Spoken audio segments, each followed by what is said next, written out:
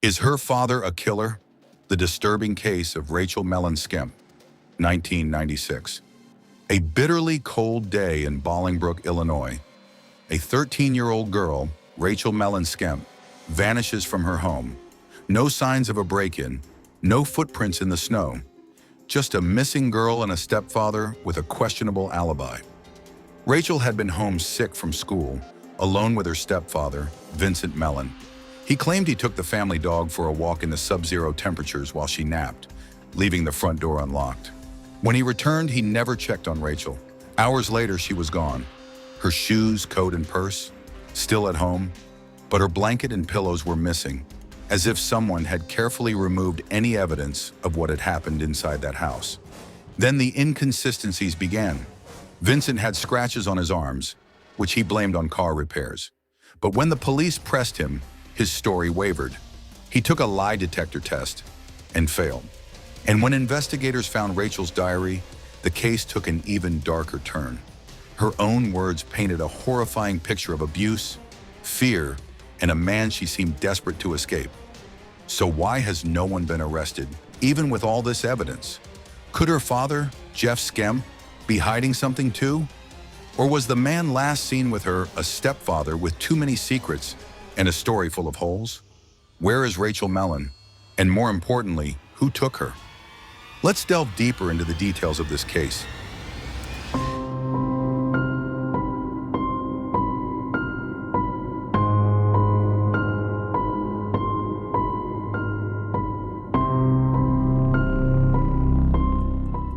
On that freezing day in 1996, Rachel stayed home from school, wrapped in a blanket, trying to shake off a sore throat. Her stepfather, Vincent Mellon, was the only one with her. By the time anyone realized something was wrong, Rachel was gone. Oddly enough, her blanket and pillows disappeared without a struggle, and there were no signs of forced entry. 26 years later, not a single trace of her has been found. Rachel was born in October 1982 and grew up in Bolingbrook, Illinois. At B.J. Ward Middle School, she was a standout student, sharp, dedicated, and consistently on the honor roll. She had big dreams, but home was a place where dreams were crushed. Her parents, Jeff Skemp and Amy Skemp, had split up when Rachel was just a toddler. By 1985, Amy had remarried, this time to Vincent Mellon, a man who initially seemed willing to take Rachel in as his own. He even gave her his last name. With two younger siblings, Jason, born in 1988, and Ashley, born in 1990, Rachel's family looked normal from the outside. But inside that house, something was wrong. At first, Vincent seemed like a regular guy, nothing that would make anyone look twice. But inside those walls, his presence was something no one could ignore. His temper was explosive, his anger unpredictable. And Rachel knew what happened when he got angry. By 1990, his violence wasn't just emotional, and it was physical. One night, after another heated argument, Vincent pushed Amy down the stairs. She survived with only minor injuries, but the damage was already done. Amy reported him to the police and even filed a restraining order. It was a moment of strength, but it didn't last. For reasons only she could explain, Amy took him back. The charges disappeared, the restraining order was dropped, and Vincent returned to the family like nothing had happened. Rachel was just 8 years old when her mother made that decision, and she paid the price for it. Vincent's anger didn't stop. If anything, it got worse. He now had a new target: Rachel. What exactly he did to her, we may never fully know. Just days before she vanished, she wrote about being terrified, about feeling trapped, about someone hurting her. And the worst part? No one listened. January 31st, 1996, a freezing winter day. Rachel wasn't feeling well and stayed home while her mother and siblings went about their day. The only other person in the house was Vincent. He later told the police that he left the house around noon to walk the dog, claiming Rachel was asleep. He returned about 15 minutes later, didn't check on her, and went about his day. Hours passed before anyone noticed she was gone. Her wallet, coat, and shoes were still in the house, as if she had never planned on leaving, but her blanket and pillows were missing. What happened in those 15 minutes? Vincent's story didn't add up. His alibi was weak, and he brushed off scratches on his arms as injuries from working on his car. Investigators were confident they had their suspect, but without a body, without physical evidence, they had nothing to charge him with. Even with Rachel's written testimony, even with his lies, even with those scratches, Vincent Mellon had a fiery temper. Amy and Rachel lived in fear, constantly walking on eggshells around him. The man who once pretended to be a loving stepfather had stopped pretending. Rachel wasn't his child, and he made sure she knew it. Rachel became his target in every disagreement and argument between him and Amy. By 1995, Rachel had had enough. At just 12 years old, she made a desperate attempt to escape. She ran until she reached a friend's house but didn't knock. She didn't even go inside. Instead, she curled up outside for the night, waiting for morning. When daylight came, she called her grandparents, hoping they would save her. They showed up, took her in, and sent her right back. Later that summer, she visited her biological father in Texas. For the first time in years, she felt a glimpse of freedom. She begged her uncle to let her stay and help her leave Illinois behind. But she never told him how bad things were. Maybe she thought no one would believe her. Perhaps she had already learned that no one ever listened. Whatever the reason, her pleas were ignored, and soon she was sent back to the home she so desperately wanted to escape. Rachel had started her 7th year at B.J. Ward Middle School in the fall. To most, she was the picture of happiness, a bright student, a social butterfly, someone with her whole life ahead of her. She was passionate about protecting the environment, obsessed with music and dance, and never without a smile. But those closest to her knew the truth. Her best friend Carrie saw it firsthand. One day, just a few months later, Rachel was crying by her locker. She had never cried before. No one had ever seen her break before. When her friends asked what was wrong, she shut them out. "I'll take care of it," she said. That was all. No one saw her again. The next day, she stayed home sick with a sore throat, and then she was gone. It was January 31st, 1996. Outside, the air was brutal, the temperature dipping to nearly -20, and the wind slicing through the town like a knife. Snow buried the streets, and no one was going anywhere. Rachel was home, and so was Vincent. That morning at 10:45, she called her grandmother, thanking her for the Christmas gifts she had sent. It was a normal conversation, nothing alarming, nothing to suggest anything was wrong. Then silence. Rachel Mellon Skemp was never heard from again. Rachel's grandmother, Lucy, sensed something was wrong. As their phone call neared its end, Rachel's voice dropped to a whisper, a subtle but unmistakable change. Lucy asked, "Is he there?" A moment of silence, then a quiet, "Yes." A moment later, Rachel said she needed to go. According to Vincent Mellon, Rachel hung up, and they spent the next hour playing Nintendo. He claimed that afterwards she decided to nap, wrapping herself in a blue blanket, dressed in yellow pants, red slippers, and a pink sweatshirt. He insisted that was the last time he saw her, but nothing about that day adds up. Around 2:30 p.m., Vince said he checked on Rachel and found her still asleep. Instead of staying home, he decided to walk with their German Shepherd, Duke. The problem? The temperature was brutal, nearly -20 degrees with relentless winds and snowfall, a day when most wouldn't step outside unless they had to. Yet Vince claimed he walked the dog for a full 30 minutes. Then something strange happened. As they passed a field, Duke spotted a rabbit and took off. Vince let him go. No attempt to call him back. No effort to track him down. He just turned around and walked home, as if losing the family dog in a snowstorm was no big deal. By 3 p.m., Vince returned. He didn't check on Rachel and didn't seem concerned at all. Minutes later, Rachel's younger sister arrived home from school. The first thing she noticed? Rachel wasn't in her room. She asked Vince where she was. No real answer. No panic. Just a shrug, as if her absence meant nothing. Hours passed. Sometime between 4:30 and 5 p.m., a real estate agent spotted Duke wandering in a nearby field.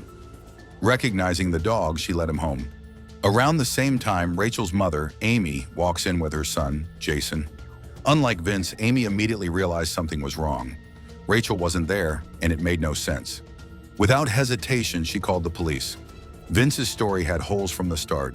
His actions made no sense, and the timeline raised more questions than answers. Why would anyone take a leisurely 30-minute walk in such extreme weather? Why let the dog run off without trying to bring him back? Why show no concern when Rachel was missing? Then came the evidence, and things got even darker. Rachel's diary was found. It contained something no one expected. Entries describing long-term abuse. Written in her own words, they painted a picture of fear, pain, and helplessness. Days before she vanished, she wrote something even more chilling. A message that suggested she knew something was coming, something she couldn't escape. Then detectives noticed something else. Vince's arms. Deep scratches covered them, some fresh, some slightly older.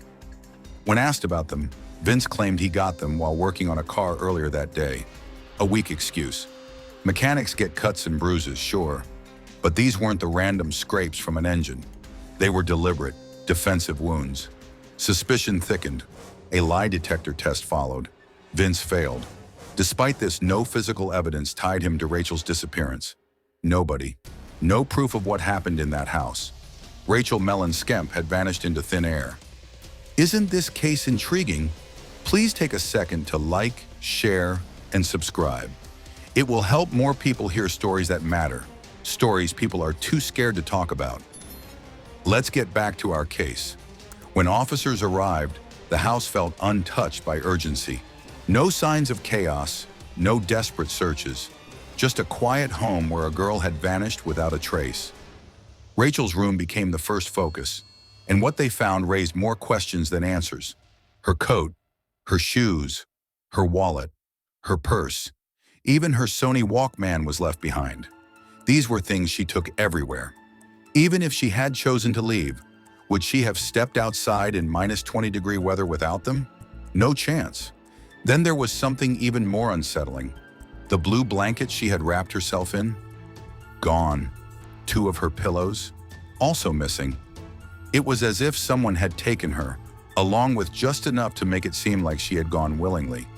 But no one leaves their essentials behind in a Chicago winter. The door showed no signs of forced entry. Vince had a ready explanation. He had left it unlocked while walking the dog. They wouldn't have needed to break in if someone had come in. Convenient. An intense search began. Officers scoured the area on foot, and helicopters scanned from above. Nothing. There were no footprints leading away from the house, no disturbances in the snow, and no sightings. They even checked airports. Maybe Rachel had taken off, heading to Dallas to see her father. But there were no records, no tickets, no indication she had ever left alone. Then came the discovery that made everything darker. A nightmare she couldn't say out loud. August 1995, months before she vanished. Vince had come into her room and told her he wanted to teach her how to recognize predators. His method? Showing her himself, kissing her, and more. Her words painted a picture so disturbing that detectives had to step away from the pages to process what they were reading. But it didn't stop there. Tucked among Rachel's things was a book. Not just any book, an out-of-print title called Daddy Kisses. Its contents, a sickening portrayal of father-daughter relationships, a book Vince had kept close. And beneath Rachel's pillow, something unexpected. A knife, a silent warning, a desperate attempt at protection. She had known. She had been afraid. The case took a strange turn when a viewer named Ashley McCoy pointed out something unsettling. Drew Peterson, one of the lead investigators from the Bolingbrook Police Department, had a history darker than most criminals. A man married 4 times. A man is now serving time for the murder of his 3rd wife. A man whose 4th wife vanished without a trace. Rumors swirled. Some believe Peterson might have been more than just an investigator. He may have been a friend of Vince, the very man under suspicion. No solid proof ever surfaced, but the mere possibility cast a long shadow over the case. By 6 p.m. that night, Rachel's best friend Carrie heard the news. Panic set in. She gathered a group of classmates and rushed out into the bitter cold, searching every street, every park, anywhere Rachel might have gone. They searched for over an hour, frost biting at their fingers and toes, but found nothing. Rachel had disappeared as if the earth had swallowed her whole. Reality hit like a brick wall. The group huddled together, crying, realizing their friend wasn't just missing, she was gone. Miles away, Rachel's biological father, Jeff Skemp, got the call. His daughter was missing. He didn't hesitate. He quit his job on the spot, grabbed whatever he could, and booked the first flight to Illinois. He had to find her. Jeff wasn't around much during Rachel's childhood, but he was the father she had needed. Not Vince. Never Vince. When Jeff arrived at Amy and Vince's home, nothing was left to do but wait. He went to Rachel's room and lay on her bed, surrounded by the last remnants of her life. Her Sony Walkman sat beside him. He picked it up, put on the headphones, and pressed play. The song, Hand in My Pocket, her favorite. She had told him all about it that summer, the last time they were together. Jeff confronted Vince, looked him straight in the eye, demanded answers. Vince's response? A shrug, a vague excuse. She must have been snatched while I was walking the dog. That was it. No worry, no fear, no desperate plea to bring her home. Just cold indifference. From that day on, Jeff never changed his phone number. He still waits, still hopes that one day Rachel will call. She never has. Investigators finally took action in January 2000. A grand jury issued a warrant for Vince's DNA. On January 29th, police picked him up, sat him down, and kept him for over 9 hours. They questioned him, scrutinized every word, every reaction. They collected the samples, and then they let him go. For 27 years, Rachel's case has remained frozen in time, just like that winter day in 1996. When detectives sat Vince down for questioning, he wasn't eager to talk. Every question about Rachel's disappearance met a wall of silence. He dodged, deflected, and refused to cooperate. But one thing he couldn't refuse? His DNA. With a warrant in hand, investigators collected samples of his DNA and hair, officially marking him as a suspect in a first-degree murder investigation. And then, an even more disturbing theory began making the rounds, one that sent chills through everyone following the case. Rachel might have been pregnant. And the father? People whispered that it could have been Vince. There was no proof. Rachel was gone. Without her, no one could confirm the truth. But her diary told its own story. Pages filled with horror, each entry exposing more of the nightmare she had been living under Vince's roof. It wasn't just investigators who started eyeing Vince more closely. The public did too. So they put him to the test, a lie detector test. He failed. Amy, on the other hand, passed hers. She told the police she didn't believe Vince could have hurt Rachel. Did love blind her? Or did she genuinely know something no one else did? Either way, after that, she stopped cooperating. Both she and Vince shut down completely, refusing to help the investigation in any way. Not only that, but they never held a memorial for Rachel. No candlelight vigil, no tribute, no funeral, as if she had never existed at all. The city of Bolingbrook, however, wasn't about to let her memory fade. In 2002, officials planted a tree and placed a plaque in her honor, right across the street from where she had once lived. A silent reminder that Rachel was still missing. A message that she wasn't forgotten. The Bolingbrook Police Department didn't mince words. They believed Vince killed Rachel. They just couldn't prove it. Without a body, there was no arrest, no trial, no justice.